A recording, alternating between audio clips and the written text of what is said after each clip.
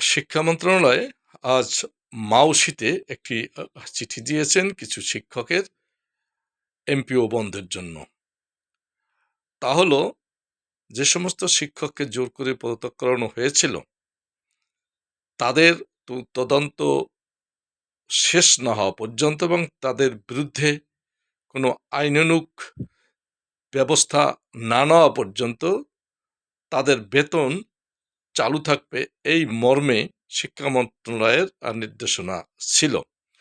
শিক্ষা মন্ত্রণালয় লক্ষ্য করছেন এবং বিভিন্ন প্রতিষ্ঠান থেকে বা বিভিন্ন শিক্ষকের মাধ্যমে তারা জানতে পেরেছেন এখনো অনেক শিক্ষক সেই বেতন তারা পাচ্ছেন না।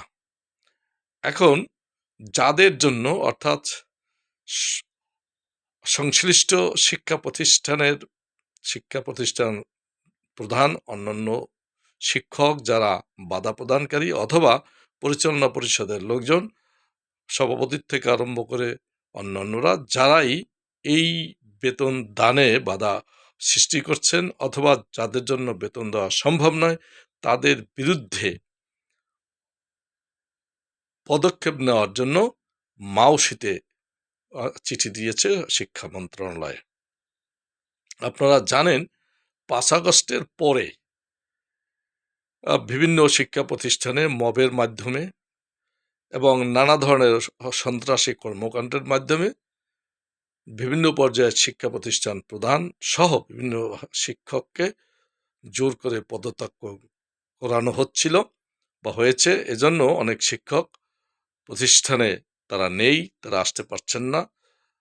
তারপরে সরকার অর্থাৎ শিক্ষা মন্ত্রণালয় তাদের বিরুদ্ধে যে অভিযোগ ছিল সেগুলো নিয়ে তারা তদন্ত করছেন যে আসলে তাদের বিরুদ্ধে অভিযোগগুলো ঠিক কিনা, এবং এমন নির্দেশনা ছিল যে অভিযোগ তদন্ত হওয়া পর্যন্ত এবং সরকারি চূড়ান্ত সিদ্ধান্ত না নেওয়া পর্যন্ত ওইসব শিক্ষকের বেতন ভাতা চালু থাকবে।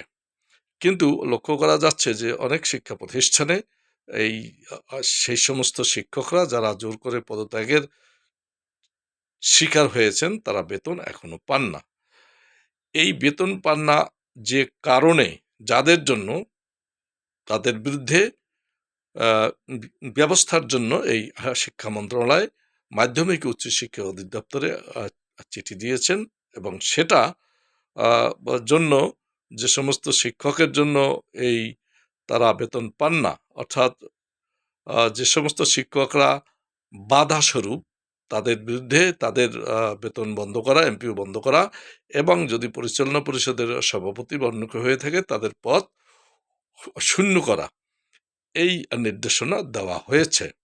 তাই বলবো যে এখনো যারা বেতন পাননি, বেতন পাচ্ছেন না, তাদের বেতন দেওয়ার জন্য সংশ্লিষ্ট যারা আছেন তাদের সতর্ক হওয়ার জন্য অনুরোধ করছি। ধন্যবাদ।